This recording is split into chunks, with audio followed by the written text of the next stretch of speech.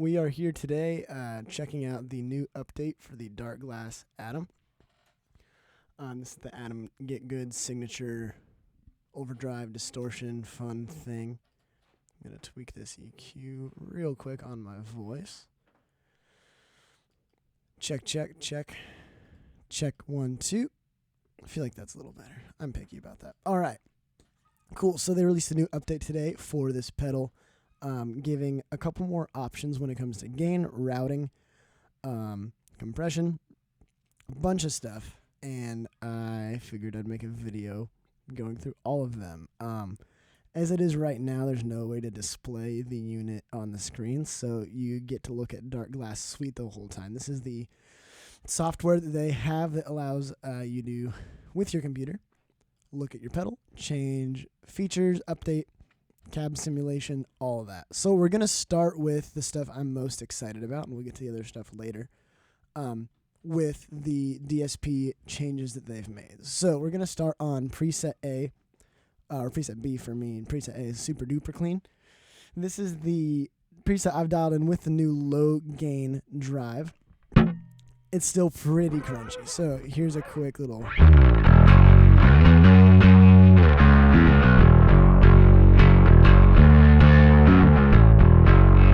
It's still pretty gnarly. I've spent about 6 minutes with it.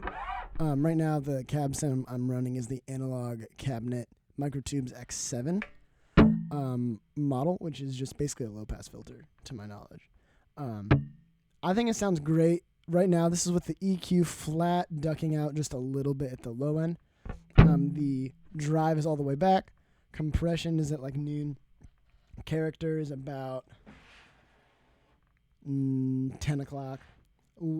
Blend is almost all the way up, just with 2 dots that are blank. If you have an atom, that'll make sense to you. And then level just so it feels right.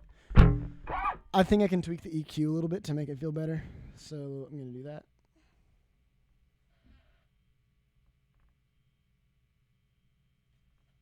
I'm just taking out a little bit of low mids and boosting top.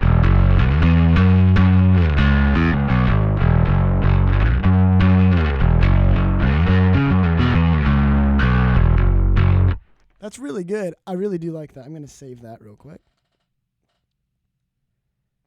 And that is with a cab sim. So here is with the cab sim, the same drive settings. Here's with it bypassed.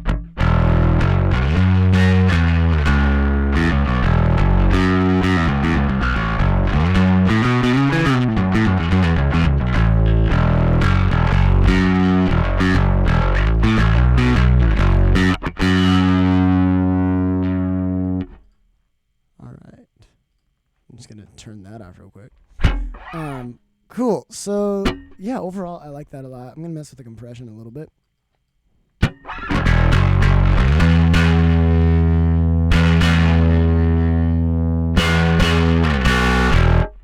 And that's really gnarly without a cab sim on it, but I'll go back to the setting I saved. Smooths out that top a little bit. To me, that reminds me a little bit of the tone hammer. It's got like the tone hammer on probably like gain at 3 o'clock.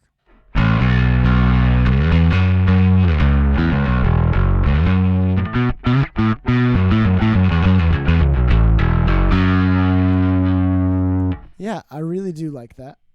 I'm going to mess with it a little more on the pedal.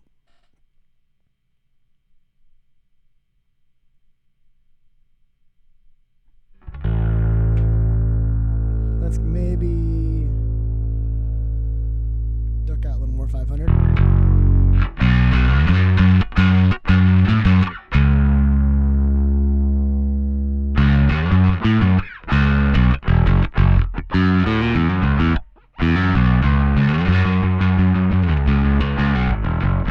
So the options that it gives you now on here is an option to decrease the drive range to -12. On either the top or bottom dynamic that it offers. I still think they could go more. I'm not sure if it's limited by the hardware of the unit or something like that, but I feel like I could go down to -36 And that'd be right about my sweet spot. It'd be like amp style breakup. Let's just try for Googles.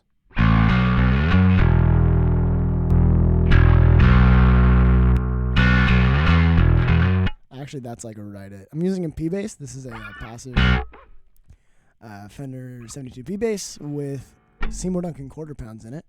And I think I just found the sweet spot. Let's get rid of some of that top end boost.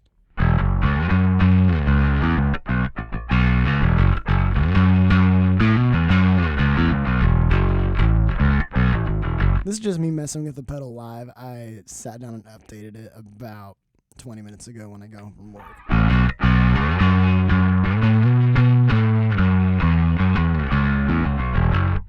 Let's boost up the character a little bit. Let's try that at like noon.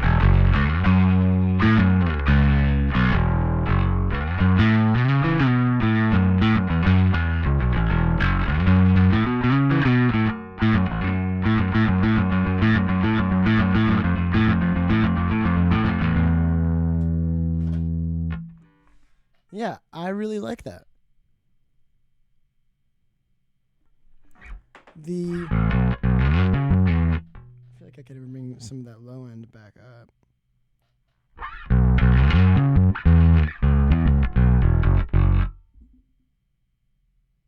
Yeah.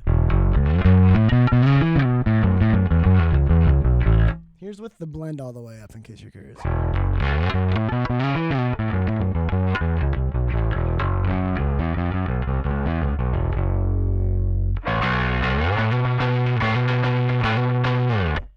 And that's with the EQ mostly flat. I mean, we could tweak it to that point to make that work, but I do like the multi-band EQ. Or multi-band compression, sorry. Kind of fills out the bottom end in a nice way. Yeah, that is really quite pleasant. So I'm going to save that preset real quick.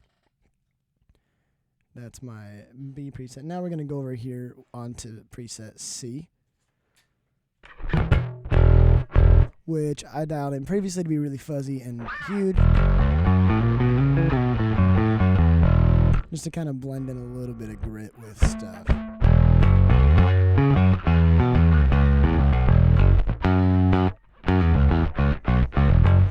So let's try out, typically when I'm playing with a compressor, alongside dirt, I would want it to retain the punch of the transient.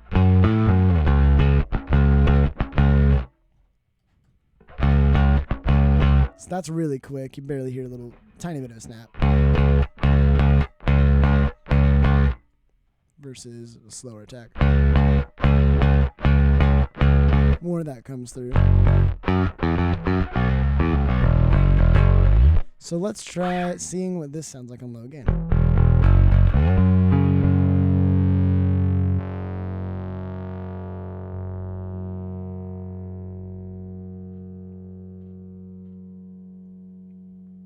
Nice feature that the Atom has. You can just double tap on the EQ touchscreens, and it zeroes it out, which is great.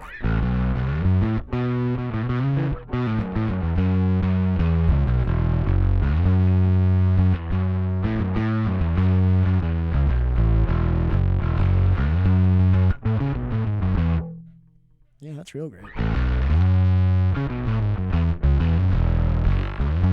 It's kind of muffy.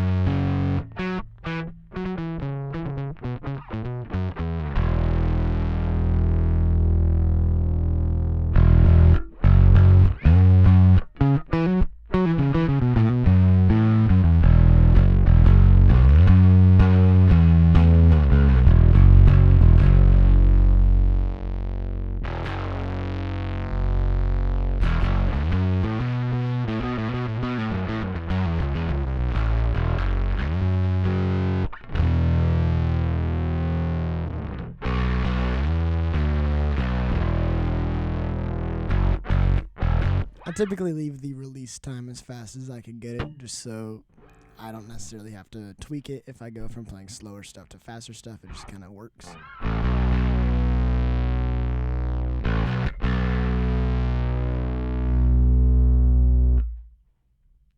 Yeah, I do like that. I'm going to go back real quick.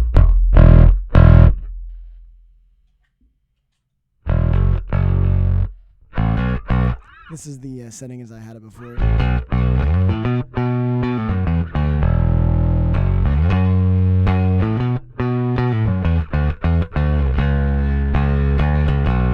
So let's try the cab sim after the blend.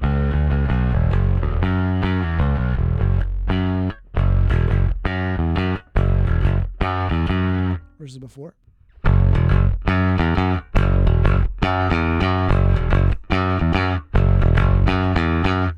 It kind of takes away, at least on this cab, which is the that analog cab sim, takes away some of the snap at the top end, which I kind of want from my DI signal.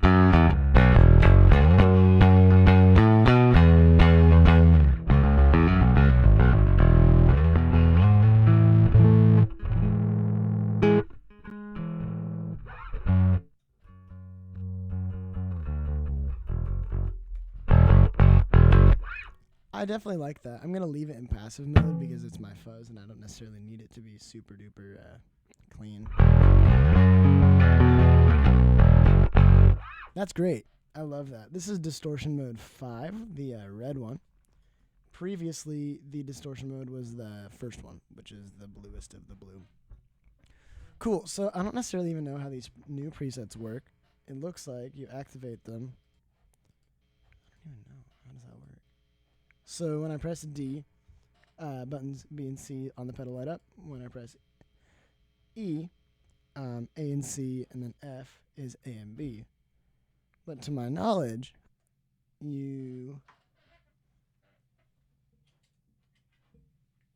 don't really know how that works. I'm gonna have to read the manual for that one. If someone knows, feel free to comment or shoot me a DM on that.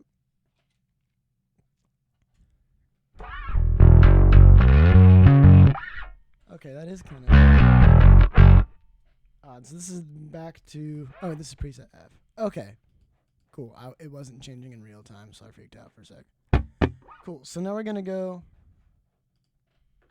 to my clean preset. Just as an FYI for all you out there, on the Atom, when you press A, B, or C on the pedal, it does not change the mapping in Darkglass Suite. But if you change it on Darkglass Suite, like if I click B on the pedal, it doesn't change what we see in Darkglass Suite. But if I press C, the pedal itself switches. That just freaked me out for a sec. All right, so this is my clean sound.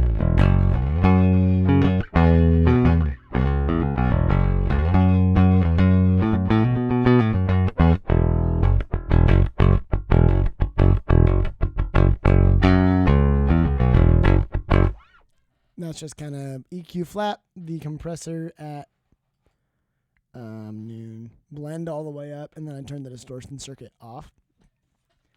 But I want to try something. Using the same preset, I'm going to turn the distortion circuit to the first one. That's the cab sim.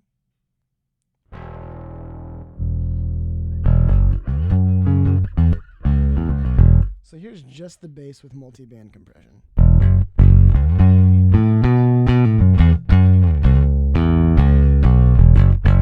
I'm not sure if this was designed to be used just alongside the distortion circuits or if this was meant to be used on its own, but I find this honestly kind of unusable. Really muddy. There's not a ton of definition.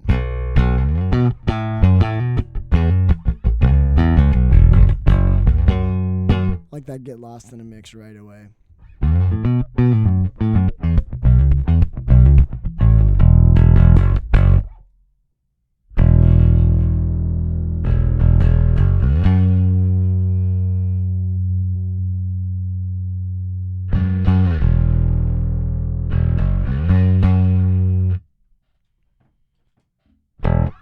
I don't know, it sounds alright. This is dialed in just to be as close to the DI representation of my bass with compression.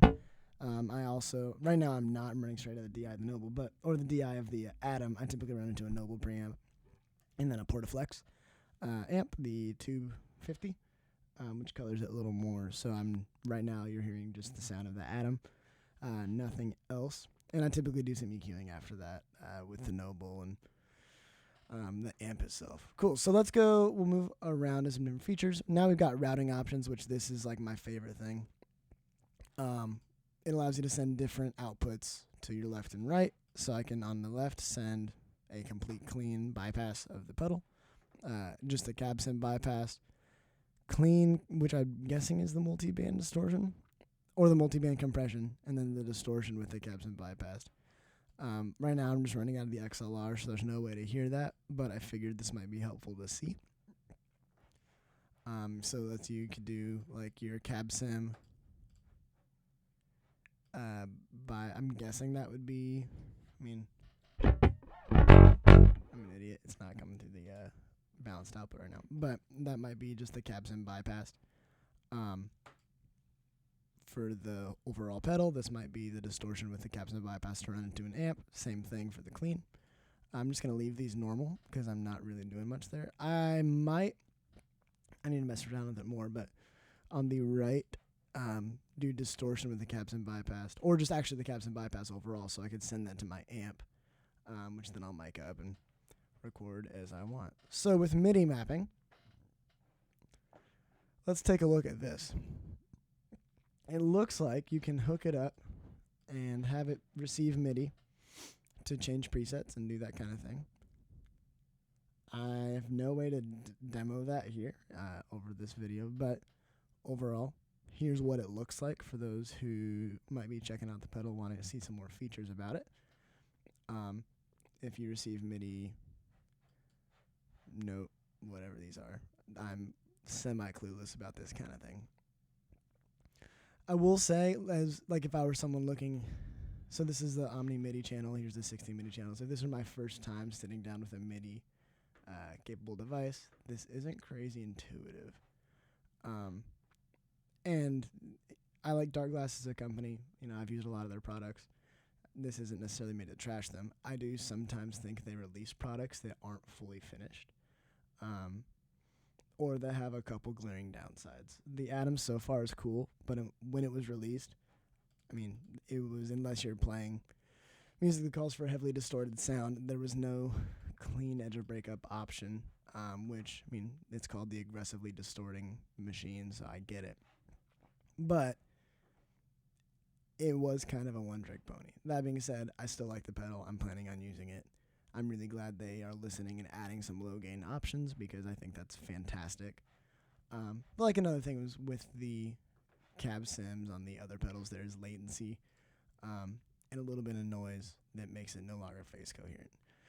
Awesome. So going over to the cab sim options, these are our 5 slots here, as notated underneath the C rotating foot switch. And what this does is it loads our 5 different cab sim slots.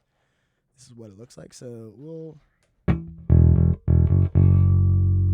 without screwing up my settings, I'm going to go over to the second distorted sound that I made.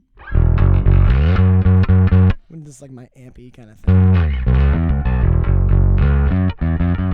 That really does sound like my tone hammer.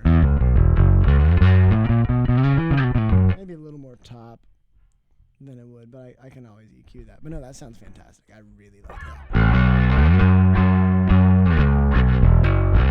It reminds me of like a tube head run DI just with a low pass filter on it, which is what I like to do for a lot of stuff. So let's go now and hear the different things. So here is Nolly's cabinet. This is his blend. There's a little clipping coming from my interface because some of these might have more low end or not and trigger the gain a little more. So if you hear any digital clipping, that's from the DAC. That sounds great. Let's go through the different blends. So here's all the mids.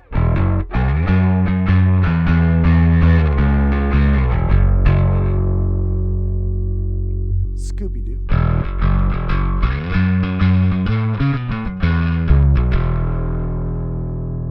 Rolled off.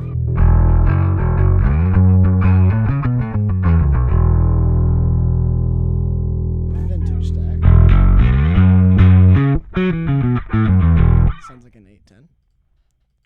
Mega Meld.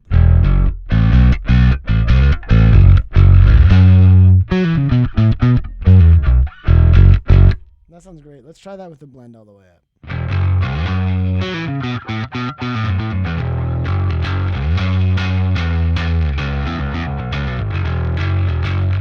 That sounds great. I'm really into that. I'm going to zero back out. I will say, another complaint I have with some of the Darkglass products I've tried. Actually, I'm going to take that back. All the other Darkglass products that I've tried do this well. The Atom doesn't. You can't go full blend on the distortion circuit. You don't have enough low end. And what I just did was apparent of that. So here's just the distortion circuit. And that's with the EQ flat.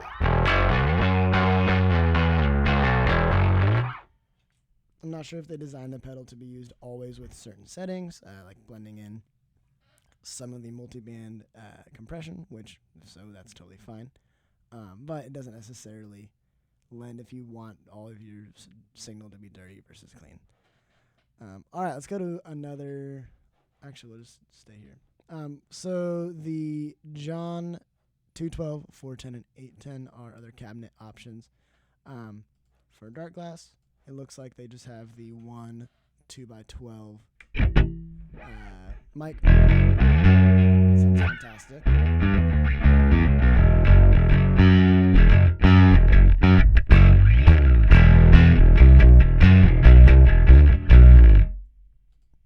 That's baller. Here's the 410.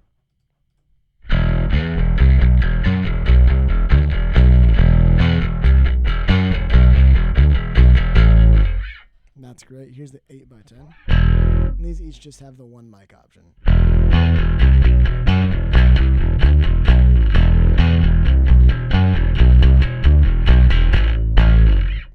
I like it. That's cool. I might totally use that.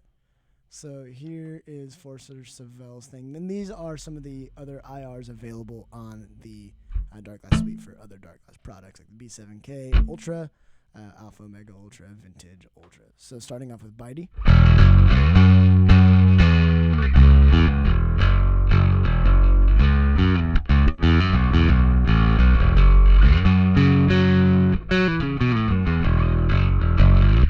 That's great. Here is Clear.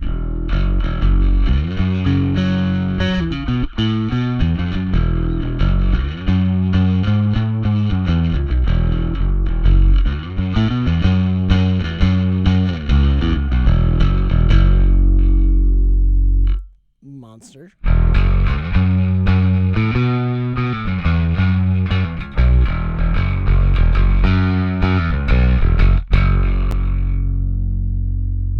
Punch.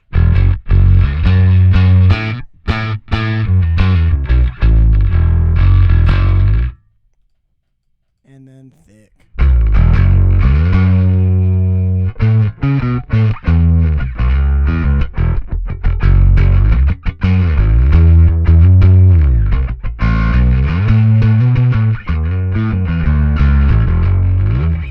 Yeah, those sound great. Here is Dave Hollingworth's IR. Here's a Beta 52. Oh, I don't know what that is. Oh, it's just more info about it. Okay, cool. Here's a D12.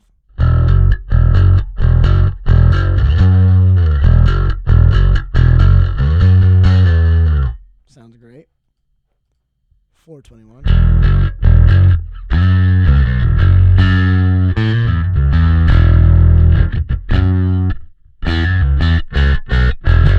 That sounds great. I typically reach for the 421 first, and then here's a 441.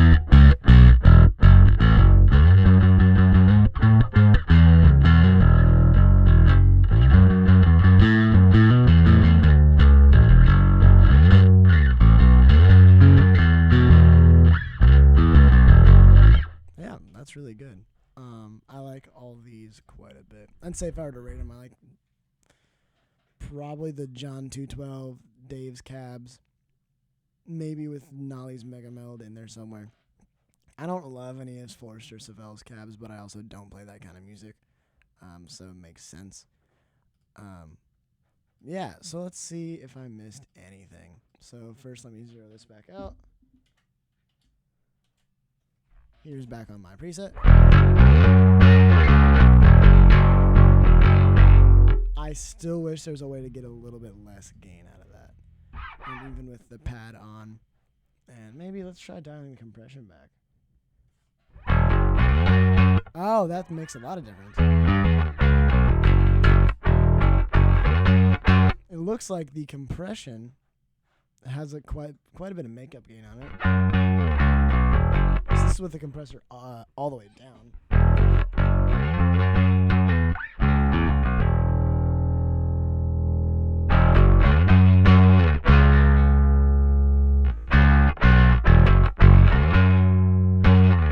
That's great.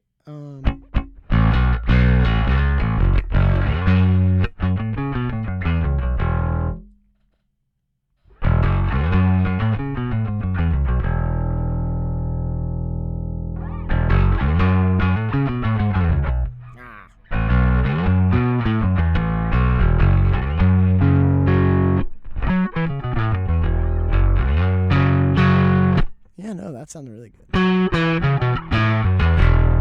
going to save that. So yeah, the big thing with this pedal takes just sitting down with it and playing it to really understand it. I do think this update was a step in the great direction for it. I would love to see if they added in more distortion circuits. There hasn't really been any proper literature out there about what the circuits are based on or what they are, which that might 100% be intentional. So if so, props to them for keeping it a secret. Someone said on Talkbase that it was based off of a PV5150, which if so, that's pretty baller. I like that amp. But I would be curious to see if they publish more information about what these circuits are based on. With all the other circuits that they've released, they've given quite a bit of info about the origins of it, what inspired it. Like the vintage microtubes, they've given a lot of information about, like, hey, we've listened to a lot of Rush. We love Ampegs. This is what that pedal will do for people who like that. With the B7K, the idea was a really modern cutting sound, Alpha Omega, the sound of the Warwick into John Stockman's rig. That being said, I'll just go through and look at the settings of this pedal objectively versus my favorite pedal in the lineup, which is the Alpha Omega, which is another signature pedal that they've released. I've seen a lot of people talking about, well, the Atom's super distorted all the time. It should be, it's a signature pedal. That's the sound of Nolly. Totally. But so was John Stockman's tone. He had a lot of really dirty tones all over his record, or his records with Carnival, and there's no reason that we need to be locked into that necessarily as well. Looking at the Alpha Omega, it does have a lot more low gain options. I feel like it goes cleaner, and those were some of my favorite sounds on it, where like the edge of breakup, really sensitive, kind of like you dig in and it breaks up. It felt great. Especially with the cab sim features on the Ultra. I mean, it felt like a fantastic pedal. And that was for me when that was one of my first Darkglass pedals. And it was when I realized, like, man, Darkglass is a company to watch out for. Versus the Atom, which now, after this update, I gotta say, I do like more. If I bought it knowing that this was coming out and the low gain features were gonna happen. So knowing that now, I think that it's a pedal worth buying if you want that kind of thing. There's a learning curve, as I've demonstrated by knowing like nothing about the pedal while using it. But this is a great sound for that edge of breakup kind of ampy thing.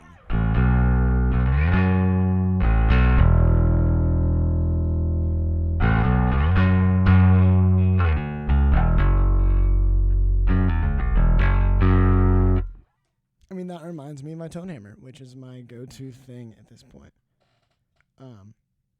So, there we go. The one thing I didn't touch, and that's because I have no way to really demonstrate it well over this demo, is the difference between the Darkglass EQ and the generic EQ. I'm sure someone out there is going to figure out what it does. But I hope this video helps somebody out there. And yeah, I'll probably end up posting another one about this pedal. There's a lot to dig into. I'm looking forward to seeing what features they add and all this stuff. For the people who care about it, this was recorded with my P-Bass straight into the Atom. And I'm recording out of an XLR into my Apollo Twin by Universal Audio. I'm not running anything on that channel. This is my voice right here. This is the Atom. So there's no plugin.